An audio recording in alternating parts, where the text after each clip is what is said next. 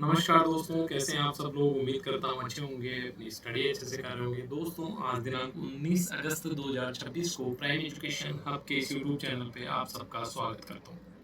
चलिए दोस्तों, बिना आपका समय गंवाए सीधे चलते हैं आज के न्यूज़ डिस्कशन पे। सबसे पहले देखते हैं आज अपन क्या-क्या डिस्कस करने वाले हैं। सबसे पहले देखेंगे प्रोफेसर सरीना कालिया को कहाँ कौन-सी कॉलेज की जो है महिला प्रिंसिपल नियुक्त किया गया है, उसके बारे में बात करेंगे। हमारे आर्मी चीफ है जनरल धीरज सेठ, तो सबसे पहले तो यही अपने आप में सवाल है जिसको अपन ने डिस्कस कर लिया था। इनको नेपाल की एक उपाधि मिली है और क्यों इम्पोर्टेंट है, ऐसी क्या परंपरा है, उसके बारे में जानेंगे। राष्ट्रीय खेल पुरस्कारों में राजस्थान से एक नाम है रुद्रांश खंडेलवाल, जिनको अर्जुन पुरस्कार मिला है। बहुत इंपॉर्टेंट क्वेश्चन है, एग्जाम में पूछे जाने की संभावना किसी में भी, सीईटी से लेके और आर्मी आरएस तक किसी भी एग्जाम में पूछा जा सकता है। राजस्थान निकाय चुनाव में किस तरह जो है प्रक्रिया रहने वाली है और हमारे एग्जाम के लिए क्या-क्या फैक्ट इम्पोर्टेंट है, उसके बारे में बात करेंगे। एशिया में देखेंगे कि किस प्रकार अमेरिका जो है पीछे हट रहा है और चीन अपनी भूमिका और अपनी पावर को दिखा रहा है, आगे बढ़ रहा है। नीट का जो पेपर लीक हुआ है, क्या ये केवल पेपर लीक की समस्या है या हमारा सिस्टम जो है इससे भी गहरे स्तर पे प्रभावित है, या फिर जो समस्याएं हैं इससे भी ज़्यादा गहरे स्तर पे मौजूद है, इसके बारे में भी बात करेंगे। साथ में बात करेंगे अभी जो जनगणना चल रही है कौन सी है और इसमें क्या नए एक चिंताएं जो है वो पैदा हो रही है, उसके बारे में जो आर्टिकल है, यानी कि 4 न्यूज़ और 3 आर्टिकल आज के इस डिस्कशन में अपन डिस्कस करने वाले। बहुत बेसिक्स हैं, बहुत आराम से हैं, आपको एक-एक चीज़ समझ में आएगी, लेकिन शर्त एक है, वो ये है कि आपको अगले 20, 25, 30 मिनट तक बने रहना होगा इस क्लास में, ठीक है? बिना मोमेंटम ब्रेक किए। तो सबसे पहले बात करेंगे, देखिए इस तरह की नियुक्ति से जुड़े हुए जो सवाल हैं, वो आरपीएससी पहले भी पूछ चुकी है। पहली चीज़ तो ये हो गई, ठीक है? महाराजा कॉलेज है और सिर्फ नियुक्ति इम्पोर्टेंट नहीं है, 108 लगभग 82 सालों में पहली बार है कि किसी महिला को प्रिंसिपल बनाया गया है। तो इस लिहाज से भी ये बात जो है इम्पोर्टेंट हो जाती है। तो आपको याद रखना है नाम, प्रोफेसर सरीना कालिया, प्रोफेसर सरीना कालिया, ठीक है? 182 साल पुराने जो महाराजा कॉलेज है जयपुर का, वहाँ पे इनको नियुक्ति मिली है और ये पहली महिला है जिन्होंने प्रिंसिपल का जो पदभार है वो संभाला है, ठीक है? 53वीं प्राचार्य के रूप में, ये बहुत इंपॉर्टेंट नहीं है, ठीक है? तो सिर्फ महत्वपूर्ण बात ये, इनका नाम आपको याद रखना है और कॉलेज का नाम याद रखना है। आगे देखिए, कौन है जनरल धीरज सेठ? हमारे सेनाध्यक्ष, सेनाध्यक्ष हाल ही में इनकी नियुक्ति हुई थी, हमने पढ़ा था, ठीक है? अभी नेपाल का जो मानद जनरल सम्मान है ये इनको मिला है, ठीक है? भारतीय सेना प्रमुख को नेपाल के राष्ट्रपति द्वारा काठमांडू में ये सम्मान दिया गया। क्या है इसके पीछे, देखिए सालों पुरानी एक प्रथा है, नेपाल के सेना प्रमुख को इंडिया द्वारा और इंडिया के सेना प्रमुख को नेपाल के द्वारा ये पुरस्कार प्रदान किया जाता है। बेसिकली एक सम्मान के तहत जो है दोनों देश आपस में ये पुरस्कार देते हैं। और आपको एक चीज़ जानकर आश्चर्य होगा कि नेपाल के जो लोग हैं वो इंडियन आर्मी में भर्ती भी होते हैं, ठीक है? जवान के पद पे भी होते हैं, एज ए सोल्जर के पद पे भी, और ऑफिसर रैंक पे भी जो है कमीशन्ड होते हैं। और इनकी एक अलग से गोरखा रेजिमेंट भी है जिसका नाम आपने सुना होगा। ऐसा क्यों होता है दोस्तों? इंडिया और नेपाल के बीच जो संबंध है वो काफ़ी प्राचीन है और बोला जाता है कि इंडिया नेपाल के बीच में क्या है, रोटी बाटी का रिश्ता है। रोटी बाटी का रिश्ते से मतलब है कि यहाँ से जो हमारे उत्तर प्रदेश और बिहार की एक बड़ी सीमा नेपाल के साथ साथ लगती है, बॉर्डर के इस पार रिश्ते होते हैं और सारे तमाम प्राचीन रूप से एक दूसरे से जुड़े हुए हैं। तो इसको अपने को याद रखनी है, ठीक है? तो देश का नाम आपसे पूछा जा सकता है, नेपाल आपको याद रखना है। आगे एक वर्ड है मेंशन इन डिस्पैच। देखिए सेना में जो है बहादुरी को लेके, सेना में अच्छे ऑपरेशंस को अंजाम देने को लेके बहुत सारे जो है अवार्ड्स मिलते हैं, जैसे हमने कुछ दिन पहले भी डिस्कस किया था, ठीक है? लाइक वीर चक्र, शौर्य चक्र, कीर्ति चक्र, परमवीर चक्र, इनके बारे में आप लगातार सुनते हैं। इसी तरह का एक जो है मेंशन इन डिस्पैच होता है। क्या?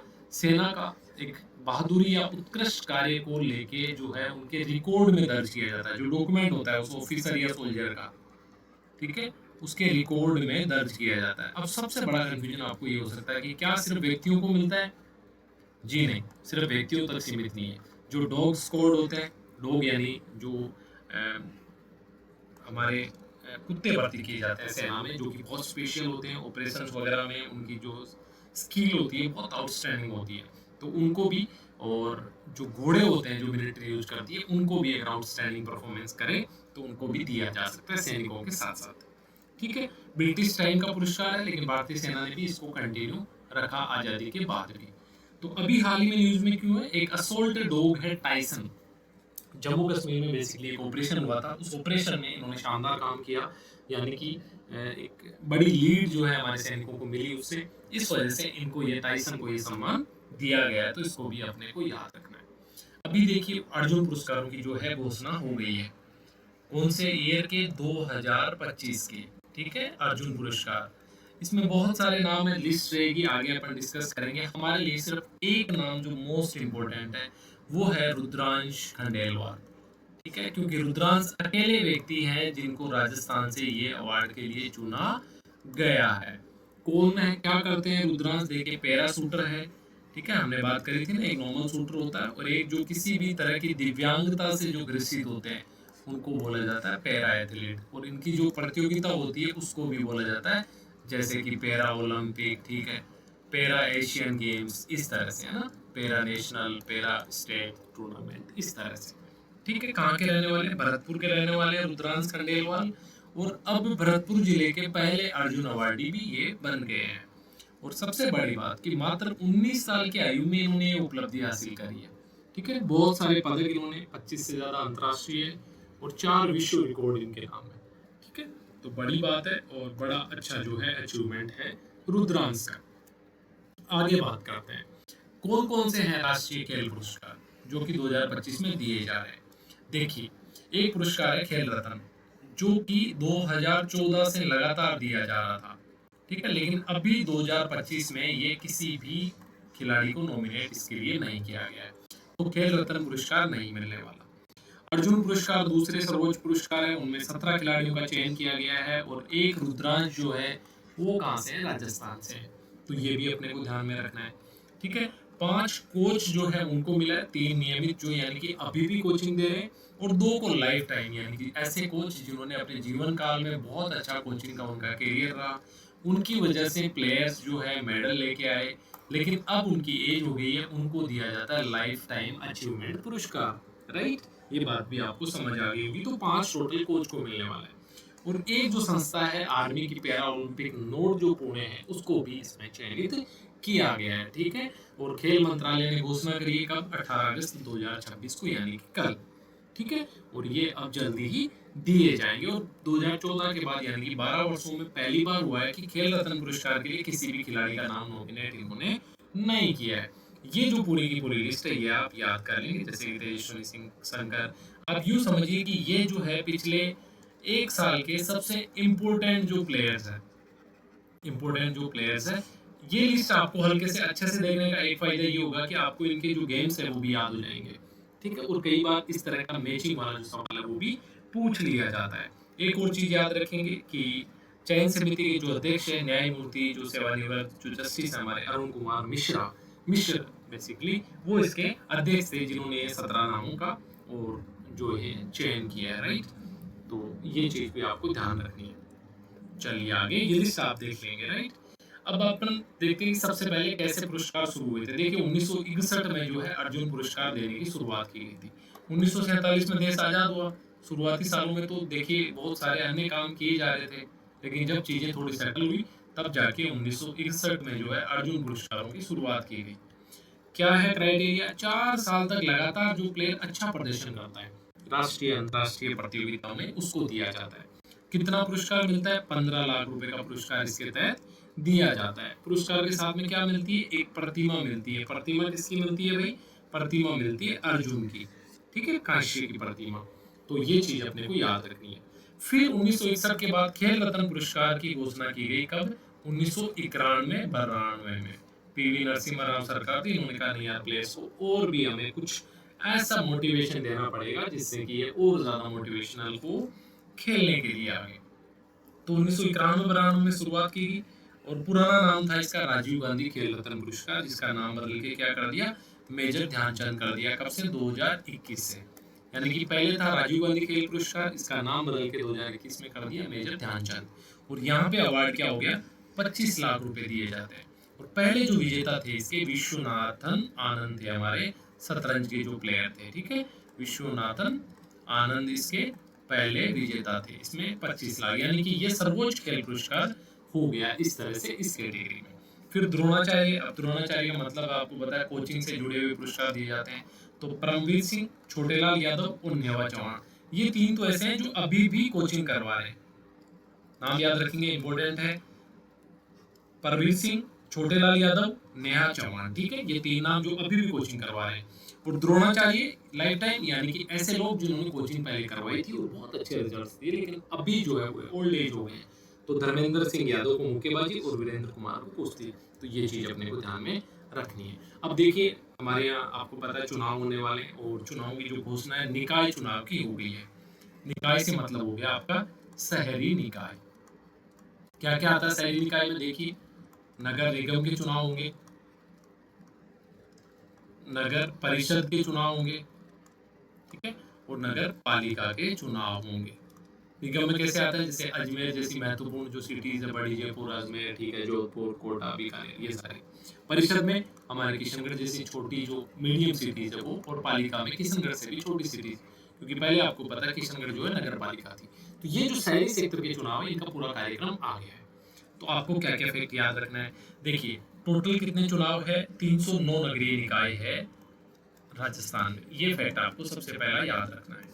और इनमें चुनाव की घोषणा हुई है। और इतिहास में पहली बार है कि सारे निकायों के चुनाव एक साथ हो रहे हैं। राजस्थान में इससे पहले नहीं हुए थे, यानी कि एक प्रदेश में एक साथ चुनाव, ठीक है बात। नामांकन की शुरुआत 27 अगस्त, याद रखनी है डेट, इंपॉर्टेंट है, पूछी जा सकती है आने वाले एग्जाम्स में।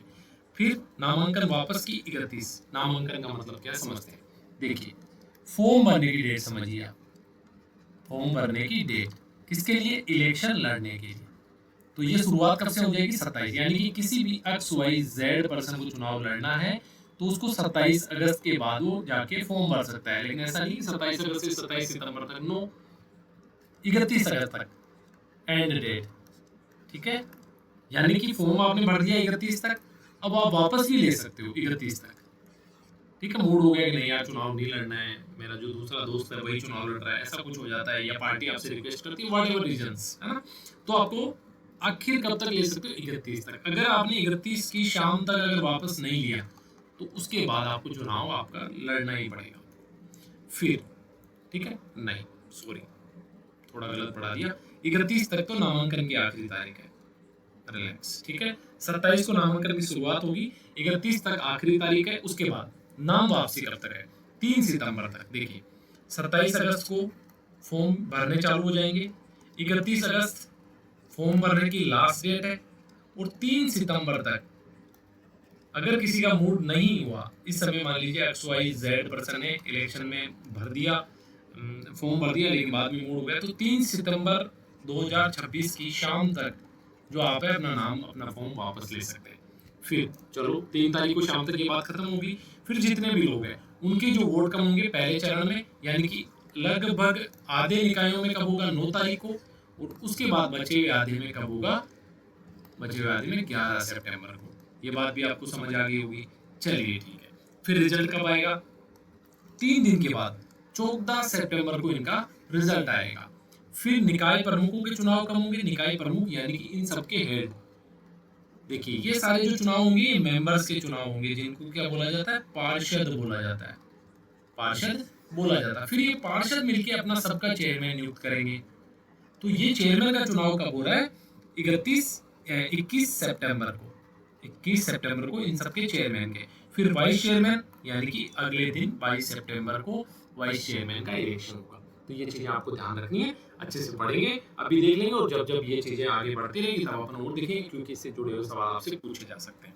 अब देखिए, 309 टोटल निकाय है, उसमें 10,245 पार्षद के पद है। तो ये इतने पदों पे जो है चुनाव होने वाला है। फिर ये 10,245 जो लोग हैं, जैसे किसी नगर पालिका मान लीजिए 100 वार्ड है, तो ये 100 लोग मिलके अपना एक तो चेयरमैन नियुक्त करेंगे, ठीक है, वोटिंग के माध्यम से, और दूसरा वाइस चेयरमैन, ठीक है, इसी तरह सवाल करें। और आचार संहिता जो है लागू हो चुकी है। आचार संहिता कब से लागू होती है, देखिए, जिस दिन इलेक्शन की घोषणा होती है, इलेक्शन की घोषणा यानी कि कार्यक्रम जारी किया जाता है, कार्यक्रम जारी किया जाता है, किसके द्वारा, इलेक्शन कमीशन के द्वारा। ठीक है, यहाँ पे कौन है, राज्य चुनाव आयोग। ठीक है, इसके द्वारा जब भी इलेक्शन की घोषणा की जाती है तब से आचार संहिता लागू हो जाती है। समझेंगे आचार संहिता क्या होती है, देखते हैं। नई घोषणाएं बंद होगी। अब ऐसा नहीं कि ये होगी और किसी निकाय में से राज्य सरकार बोले कि मैं ना 1 करोड़ रुपए का यहाँ ये बनवा दूंगा। नहीं भाई, जो बनवाना था आपने बनवा लिया, जो नहीं करना था वो नहीं किया। अब तो जनता वोट देगी, उससे पहले आप कोई भी घोषणा नहीं कर सकते। सरकारी साधन ऐसा नहीं है मंत्री और नेताजी गाड़ी से चुनाव प्रचार करने पहुंच जाए, सरकारी गेस्ट हाउस में रुक जाए। नो, ये सारी चीजें भी प्रतिबंधित हो गई है। आगे अगर आपने मान लो कोई पुल बनाया, कोई सड़क बनाई, उसका आप शिलान्यास या उद्घाटन नहीं कर सकते। ठीक है, जो काम चल रहे हैं पुराने वो चलते रहेंगे, बट आप नया काम आप जारी कर सकते हैं, ना किसी जो बनी हुई संरचना है उसका उद्घाटन कर सकते हैं। बात समझ आ गई। चलिए, अब अपने 309 जो निकाय है उनमें 10 तो नगर निगम है, जैसे अजमेर, ठीक है, जयपुर, जोधपुर। ठीक है, इस तरह के जो बड़े संभागीय मुख्यालयों पे और जो बड़े जिले वहां पे 10 तो नगर निगम हो गए। 51 नगर परिषद है। 51 यानी कि हमारे किशनगढ़ जैसे जो शहर है वो है कितने, 51। और नगर पालिकाएं हैं 248। जब आप 10 प्लस 51 प्लस 248 करते हैं तो कितने आएंगे, 309 नगरीय निकाय टोटल आ जाते हैं। और इन सब में पार्षद कितने होंगे, 10,245। आपको लग रहा होगा सर आज तो बिल्कुल मैथ की तरह पढ़ा रहे हैं। यस, ऐसे सवाल पूछती है आरपीएससी भी और आपका कर्मचारी चयन बोर्ड भी, तो आपको याद रखना है। टोटल 309 निकाय है, जिसमें से 10 नगर निगम, 51 नगर परिषद, 248 नगर पालिकाएं। टोटल पार्षद मेंबर्स 10,245। ठीक है, याद है, और हमने समझ लिया आचार संहिता में क्या होता है। राइट, चलिए अब देखिए, आपको थोड़ा सा मैं समझाता हूँ। एक फंड होता है CSR।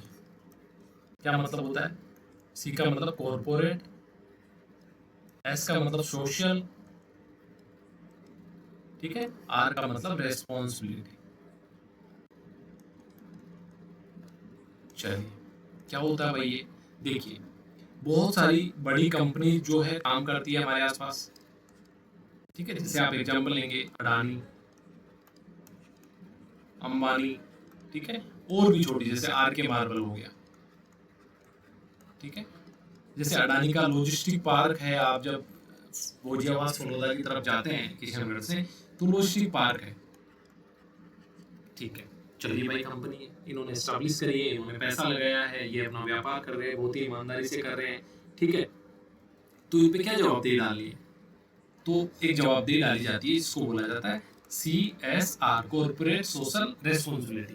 क्या होती है, क्यों डाली जा रही है, देखिए ऐसा माना जाता है कि ये जो आरके मार्बल का काम कर रहा है, ये जो अडानी का लॉजिस्टिक पार्क है,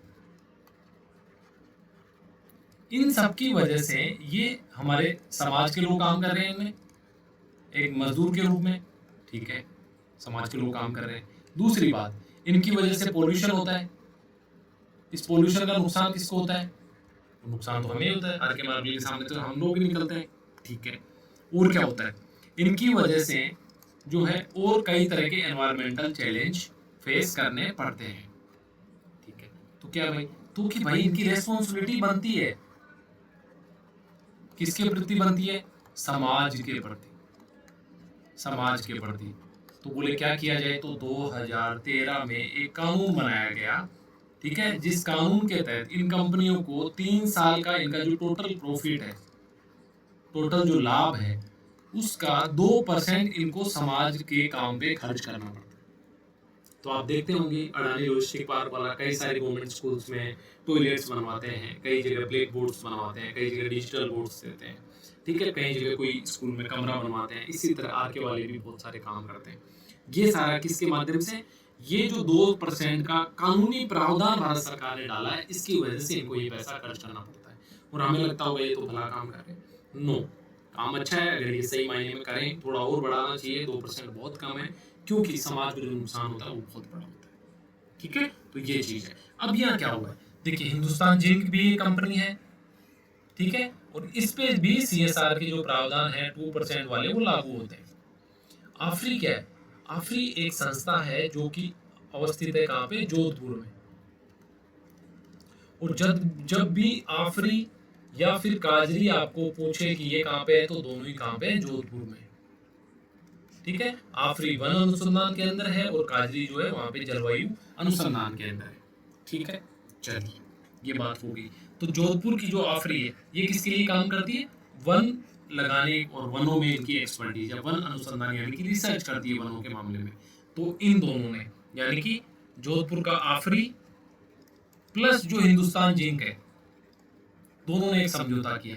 क्या समझौता किया कि यार हिंदुस्तान जिंक ने बोला कि यार मैं आपको ना कुछ करोड़ पैसे दूंगा जो 2% खर्च करने उनमें से, और आपको ना क्या करना है कि चित्तौड़ का जो लेड जिंक स्मेल्टर कॉम्प्लेक्स है वहां पे आपको अच्छा पौधारोपण करना और एक हरित पट्टी बनानी है, ताकि वही कॉन्सेप्ट कि लोगों को जो नुकसान हुआ है यानी कि एनवायरनमेंट का जो नुकसान हुआ है जिससे अल्टीमेटली लोगों का नुकसान होता है उसमें फायदा होना चाहिए, लोगों को उससे फायदा मिलना चाहिए। तो ये एक एमओयू इनके बीच में हुआ है। ये कॉन्सेप्ट समझाने के पीछे रीजन है कि आप सीएसआर को थोड़ा सा समझे, जस्ट इस पे लगातार हम फिर भी बात करते रहेंगे।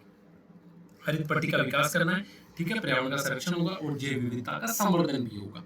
ठीक है, अफ्रीकी निदेशक जो है वो इस काम को करने वाले हैं और सीएसआर पहल के तहत है। ये बात समझ आपको आ गई होगी। काजरी और अफ्रीका नाम जहां भी आता है आंख बंद करके जोधपुर लिखते हैं। ठीक है, अब देखिए आर्टिकल डिस्कस करते हैं। बेसिकली आर्टिकल में क्या बोला जा रहा है कि पिछले कुछ टाइम से स्पेशली ट्रंप का जो सेकंड कार्यकाल, ट्रंप का जो सेकंड कार्यकाल, इसमें एक चीज देखने को मिल रही है। बोला क्या देखने को मिल रही है कि एशिया में ना अमेरिका अपने कदम पीछे रख रहा है और चाइना जो है अग्रेसिवली आगे बढ़ रहा है और बहुत मजबूती से आगे बढ़ रहा है, ऐसा देखने को मिल रहा है। तो कुछ घटनाओं का जिक्र करते हैं, 5 डायमेंशन की बात करते हैं राइटर इस आर्टिकल में। क्या करते हैं, पहली बोलते हैं कि दक्षिण कोरिया। देखिए अब आप मैप खोल लीजिए, ठीक है, दक्षिण कोरिया। तो दक्षिण कोरिया जो है आप लोकेशन देखेंगे तो चीन के बिल्कुल पास में उनकी लोकेशन है। ठीक है, तो दक्षिण कोरिया के साथ अमेरिका जो है युद्धाभ्यास करने वाला था 11 दिन का, और दक्षिण कोरिया को सुरक्षा का वादा किया हुआ है अमेरिका का कि आपकी सुरक्षा हम करेंगे। फिर भी ये 11 दिन का जो युद्धाभ्यास है इसको 5 से 6 दिन का करने की सोच रहे हैं या छोटा करने को बोल दिया है। ठीक है, ट्रंप ने। तो सीधा मतलब है कि आप चीन के पड़ोस में कोई एक्सरसाइज करने वाले हो, उसका अगर समय कम कर रहे हो, इट मींस आप अपने बैक स्टेप ले रहे हो, कदम पीछे खींच रहे हो। फिर आगे इनका एक जहाज है वांसी रिटर्न। जहाज क्या होता है, जो हमने पढ़ा ना कि एक एयरक्राफ्ट कैरियर होता है जहाँ पे बड़े से लगभग 1000 से 2000 जो नौसैनिक है वो तैनात हो सकते हैं। कई सारे जहाज इस पे खड़े हो सकते हैं। वो ना केवल खड़े हो सकते हैं जहाज यानी एयरक्राफ्ट, फाइटर एयरक्राफ्ट, बल्कि यहाँ से टेक ऑफ भी कर सकते हैं और वापस आके यहाँ पे लैंड भी कर सकते हैं। इसको बोला जाता है एयरक्राफ्ट। तो ऐसा जो एयरक्राफ्ट था जो कि वियतनाम के पास में था, आपको पता है वियतनाम जो है चाइना के बिल्कुल पास में है, ये यहाँ पे हटाया जा रहा है। तो ये दूसरा रीजन आर्टिकल में बता रहे हैं कि अमेरिका पीछे हट रहा है। तीसरा, जापान ने यूएसए पे भरोसा करना कम कर दिया और अपनी खुद की पहले रक्षा रणनीति अभी कुछ दिन पहले जो है लॉन्च करी है, और उसमें स्पेशली उसने बोला कि हम फ्यूचर की डिफेंस टेक्नोलॉजी में बहुत ज़्यादा काम करने वाले हैं, और कुछ एक मिसाइलों की सप्लाई जो होनी थी उसमें भी देरी हो रही है अमेरिका की तरफ से। चलिए आगे, ताइवान 20,000 करोड़ के पैकेज जो है वो अटका हुआ है, ताइवान को देना था, यूएसए की तरफ से नहीं दिया जा रहा। आगे इंडोनेशिया में अमेरिका का जो कॉन्सुलेट है यानी कि अमेरिका की जो एम्बेसी है वो इंडोनेशिया में बंद होने के कगार पे है। तो ये 5 रीजन बताते हैं राइटर कि अमेरिका पीछे हट रहा है। लेकिन सिर्फ ये 5 नहीं बताते, वो आगे ये भी बताता है कि चाइना कैसे आगे जा रहा है। देखिए 53 जो अफ्रीका के देश है, ठीक है, ये बेसिकली थोड़े गरीब देश है। ठीक है, गरीब देश है। इनको चाइना ने बोला है आपसे 1 पैसा नहीं लेंगे। ठीक है, आप जितना सामान आपको बेचना है चाइना में आप बेचिए। देखिए कितनी बड़ी बात है। तो ये देश तो फैन हो गए ना चाइना के। ठीक है, आगे लैटिन अमेरिका। देखिए अमेरिका जब आप देखेंगे नीचे साउथ अमेरिका आपको जब यूं दिखेगा और उसके ऊपर ये नॉर्थ अमेरिका जब आपको यूं दिखेगा, तो यहाँ छोटे छोटे कुछ द्वीप है जिनको कैरिबियाई द्वीप, वेस्ट इंडीज, जमैका ये सब बोला जाता है। यहाँ पे आप सोच के देखिए, देखिए चाइना कहाँ है, लगभग यहाँ कहीं चाइना की पोजीशन होगी। ठीक है, और यहाँ अमेरिका के बिल्कुल नाक के नीचे कैरिबियाई द्वीप है। इनको अमेरिका कितनी सहायता दे रहा है, सोचना बड़ी हास्यास्पद बात है, 4.86 लाख करोड़ की। जबकि चाइना कितनी दे रहा है, 14.65 लाख करोड़ की। सोच के देखिए कितना बड़ा गेम चेंज हो रहा है। आगे देखिए, अब देशों में जो राजदूत नियुक्त करते हैं, हमने पढ़ा था ना कि राजदूत क्यों नियुक्त करते हैं, संबंधों को इम्प्रूव करने के लिए। संबंधों को क्या करते हैं, इम्प्रूव करने के लिए, ठीक है। रिलैक्स यार, क्या हो रहा है भाई।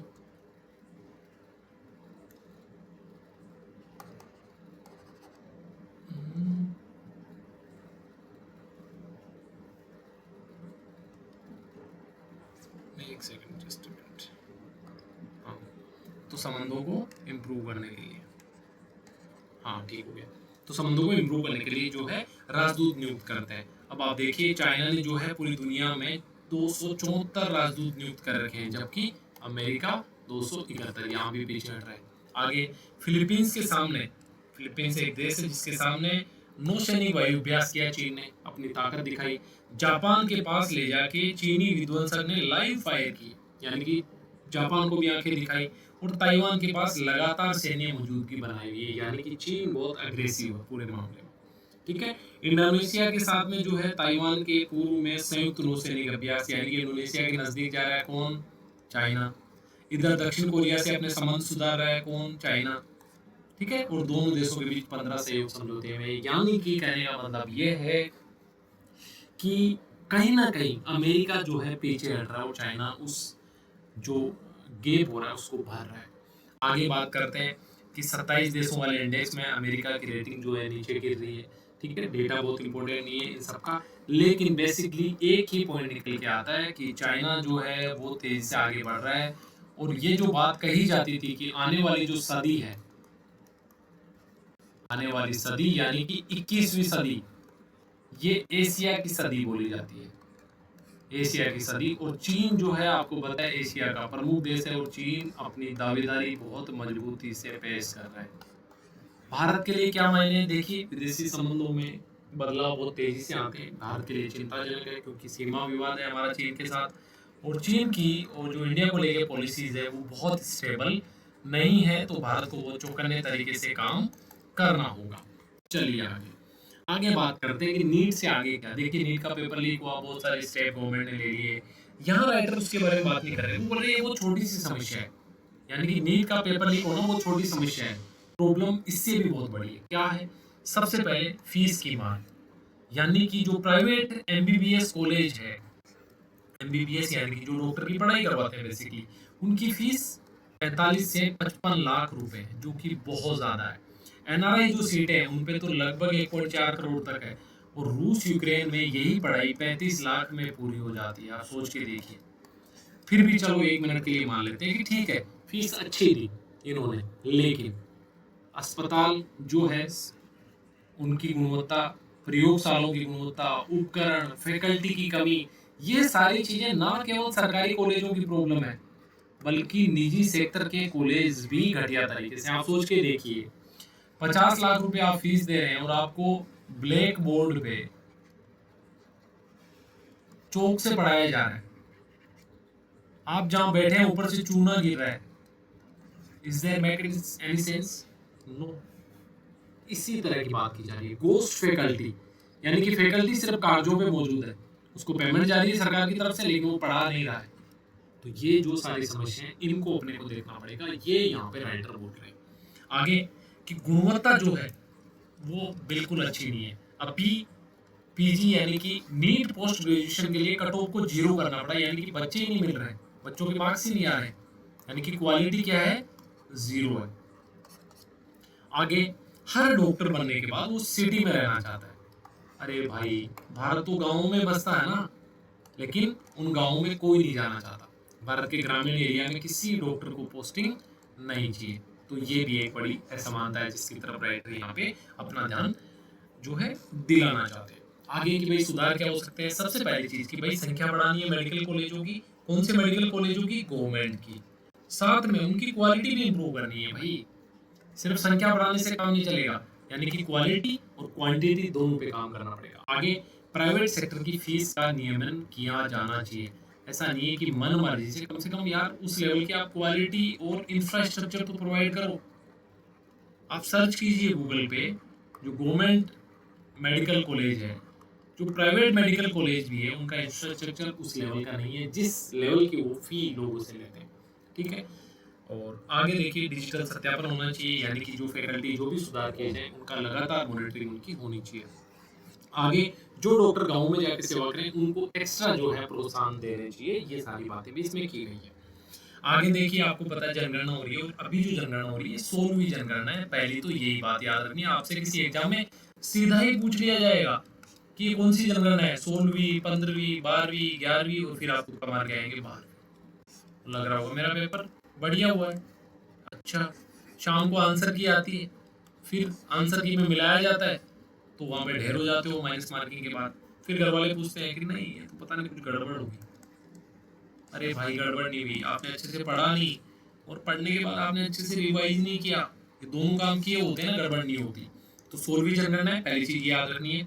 आगे एक बात की जाती है क्या, कि भाई जो ब्रिटिश काल में लगभग 1880 के आसपास जो जनगणना हुई थी, 1880 के आसपास, तब 17 सवाल पूछे गए थे लोगों से। देखिए जनगणना में बेसिकली क्या होता है, ऐसे एक मास्टर टाइप का आदमी आता है सिटीजन से, इस तरह से एक मोबाइल या टैबलेट उसके हाथ में होता है, ये दीदी आती है और इस तरह से पूछती है, अच्छा दादा आप क्या करते हैं, दादाजी आप कब रिटायर हुए, आपकी पेंशन कितनी आती है, आपके बच्चे कितने हैं, बच्चे कहाँ पे पढ़ते हैं, पढ़ाते हैं या कुछ काम करते हैं। ठीक है, और ये सारी चीजें, आपकी कितनी गाय है, कितनी भैंस है, कार है या बाइक है, इस तरह के जो है सवाल होते हैं। तो पहले जो 17 सवाल थे अब उनको 40 कर दिया। तो राइटर यहाँ पे बोलते हैं कि भाई चलो जरूरत है, ठीक है, टाइम बदल रहा है, भविष्य की जो योजनाएं बनानी है लोगों के लिए, उनके लिए स्कूल, शहर, अस्पताल, एयरपोर्ट आदि चीजों का आकलन करने के लिए सवाल जरूरी है। ये बात तो ठीक है, लेकिन चिंता की बात क्या है, कि चिंता की बात यह है कि लोगों से मोबाइल नंबर मांगा जा रहा है, पासपोर्ट का नंबर मांगा जा रहा है, आधार कार्ड का नंबर मांगा जा रहा है। बोला इसमें कौन सी बात होगी, बोला चिंता है, इतना सारा डेटा जाएगा, और डेटा लीक पहले भी सरकार में बहुत बार हुआ है।